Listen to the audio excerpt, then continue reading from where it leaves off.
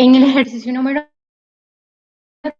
3, norte se dispara desde el reposo y se mueve en línea recta a 70 grados sobre la horizontal con una aceleración de 46 metros por segundo al cuadrado. Después de 30 segundos de vuelo impulsado, los motores se apagan y el cohete sigue una trayectoria parabólica hasta caer de nuevo en tierra. Eso nosotros lo podemos observar en la figura y literal la noticia de que hallemos el tiempo de vuelo desde el disparo hasta el impacto. ¿Cuál será la altitud máxima alcanzada? El literal C, cuál es la distancia desde la rampa de lanzamiento hasta el punto de impacto, y nos dice que expresemos la resistencia del aire y la variación de la aceleración de la gravedad. Entonces vemos que vamos a tener dos escenarios, uno que es el del movimiento rectilíneo uniforme acelerado y el otro que va a ser el de tiro parabólico.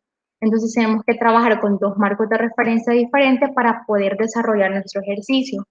En el literal A, que nos dice que hayamos el tiempo de vuelo desde el disparo hasta el impacto, nosotros planteamos nuestro marco de referencia desde el origen y ponemos positivo en dirección de la aceleración para convertir en esa dirección va la aceleración. Eso nos va a facilitar al momento de plantear nuestras ecuaciones.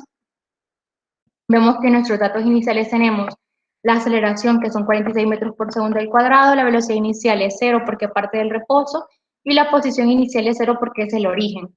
Entonces vemos de que la velocidad final va a ser igual a la aceleración por el tiempo más la velocidad inicial. Entonces la posición final va a ser igual a la posición inicial más la velocidad inicial por el tiempo más un medio de la aceleración por el tiempo al cuadrado. Sustituyendo en la ecuación de velocidad, nosotros tenemos de que la velocidad final va a ser 46 metros por segundo al cuadrado por el tiempo. ¿Por qué? Porque al sustituir nosotros en la ecuación vemos de que la velocidad inicial ya habíamos descartado de que era 0 porque partía del reposo, entonces no tenía una velocidad inicial, solamente nos queda en función de la aceleración y del tiempo. Para la posición final, de igual manera, analizando las condiciones iniciales, vemos de que la posición inicial es 0 porque parte del origen, vemos de que la velocidad inicial es 0 también, entonces nada más sustituimos y nos queda en función de la aceleración, como un medio de 46 metros por segundo al cuadrado por el tiempo al cuadrado. Luego tenemos de que el tiempo de vuelo que nos da inicialmente desde el origen hasta donde se da el apagado de los motores es de 30 segundos. Entonces tendríamos nosotros de que la velocidad final va a ser igual a los 46 metros por segundo al cuadrado por el tiempo que son los 30 segundos. Entonces, al sustituir, y ustedes pueden hacerlo en su calculadora, pueden meter ahorita esto que están revisando el video, pueden meterlo a la calculadora y van a ver que en efecto nos da 1380 metros por segundo, que sería la velocidad final. Aquí le llamamos la velocidad final, pero es la velocidad final con la que llega justamente al apagado de motores, porque a partir de ahí, bueno, desde el origen hasta ahí se cumple lo del movimiento rectilíneo acelerado, ¿verdad? Movimiento acelerado, ya de ahí empieza el tiro parabólico. Por lo tanto, vemos de que nos da esta velocidad final que va a ser la condición inicial del tiro parabólico. Expresándolo en notación científica, vemos que lo podemos poner como 1.38 por 10 a la 3 metros por segundo.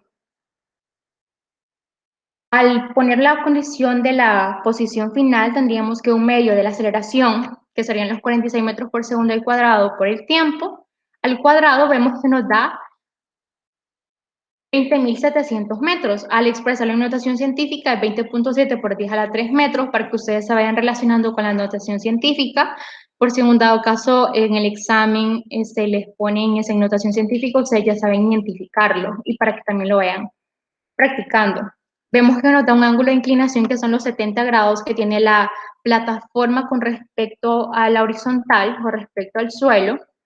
Vemos de que la velocidad final, en este caso sería igual a la velocidad final que hemos encontrado por el seno de teta, pero aquí ya la estaríamos proyectando en el eje Y, estaríamos sacando la componente de la velocidad en y la componente de la velocidad en X. Si se dan cuenta, nada más nos cambia la proyección, porque en Y sería seno de teta y en X sería el coseno de teta. Entonces, al hacer la proyección respectiva, si ustedes meten en su calculadora, en este caso 1.38 por 10 a la 3 metros por segundo, y lo multiplican por el seno de 70, les tiene que dar 1.30 por 10 a la 3 metros por segundo. Eso ustedes lo pueden evaluar ahora mismo para que vean que en efecto les da eso.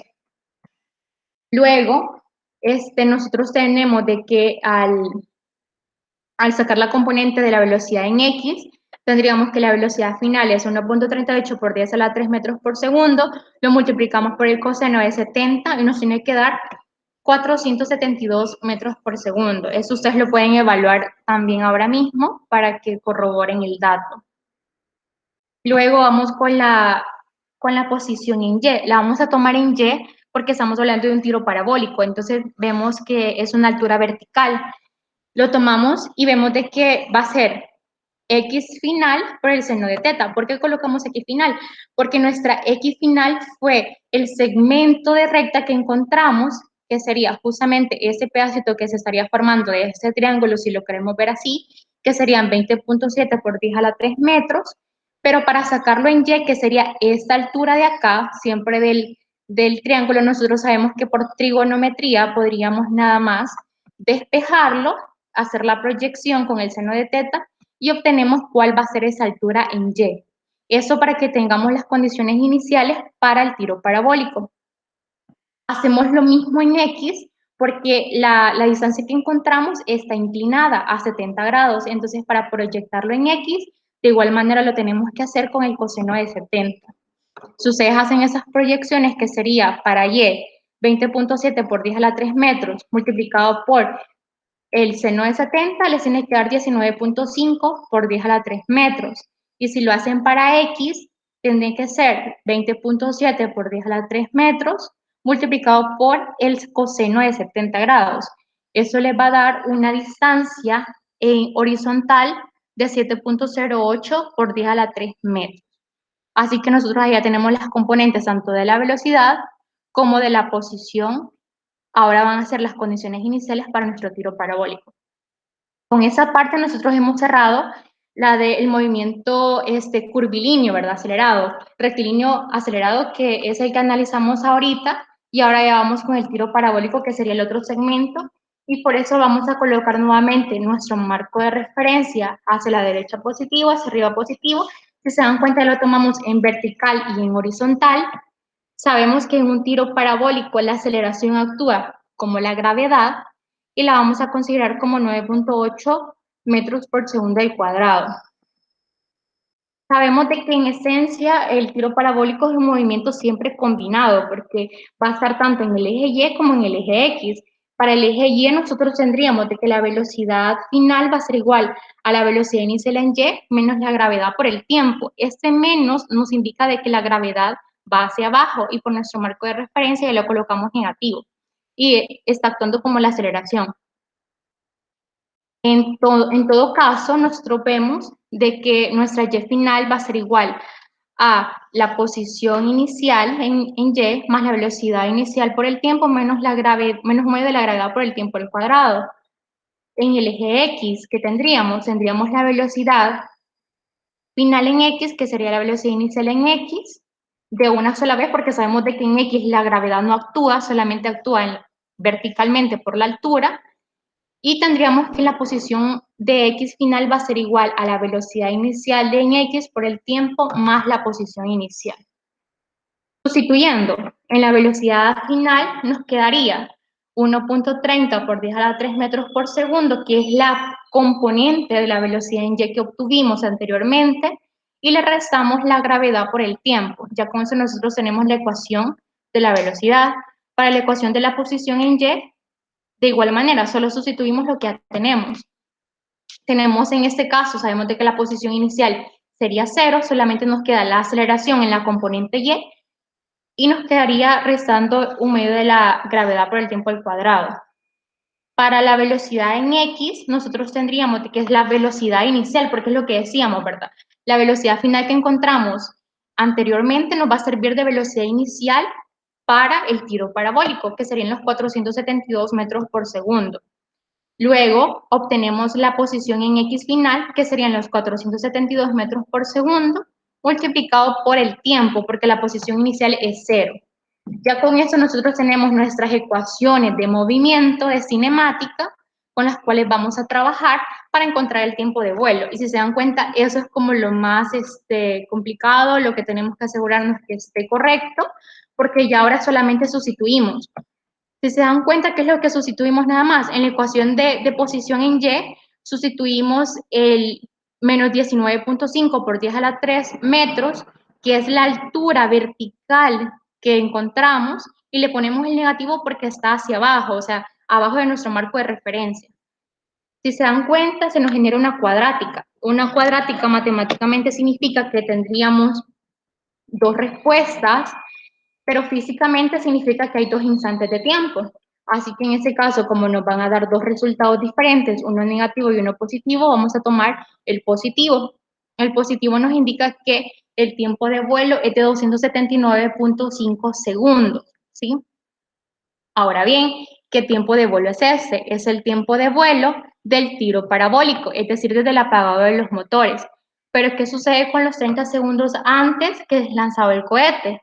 Tenemos que sumárselos para que sea un tiempo de vuelo completo, es decir, 279.5 segundos más los 30 segundos iniciales, haciendo un total de 309.5 segundos el tiempo de vuelo que el cohete tuvo en el aire, o sea, el tiempo total.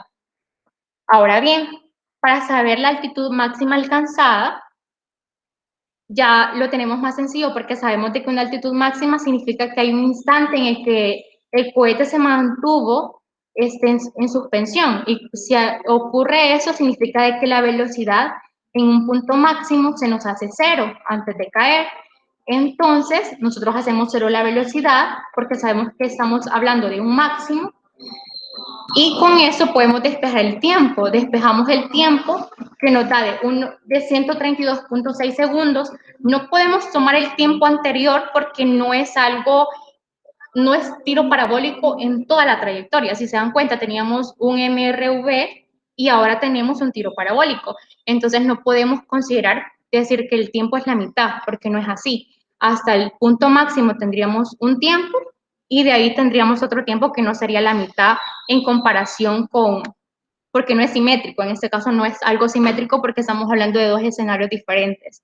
Así que calculamos nuevamente ese tiempo, sustituimos el tiempo en la ecuación de posición de y con eso nos quedaría de que la Y final, que sería este pedacito de acá, desde que se lanza el tiro parabólico hasta el punto máximo, tendríamos una altura de 86.2 por 10 a la 3 metros, que sería esto de acá, nuestra Y final.